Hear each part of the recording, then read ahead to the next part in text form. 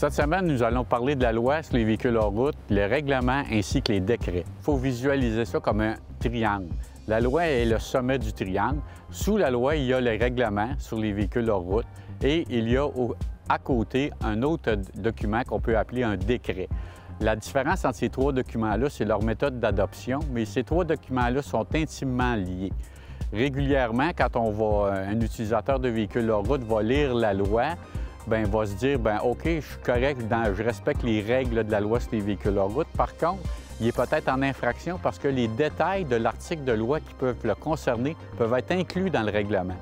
Un des bons exemples sur ça, c'est le décret sur les véhicules de type côte à côte. Au début du décret, il est inscrit que ce décret est soumis à la loi sur les véhicules hors route. Puis il va lire l'ensemble du document et il va constater que dans le document, on ne parle pas de casque dans le décret. Par contre, si on prend le décret et on se dit qu'il est lié à la loi sur les véhicules hors route, on va voir que dans la loi sur les véhicules hors route, le port du casque est obligatoire lorsqu'on conduit un véhicule de type côte à côte.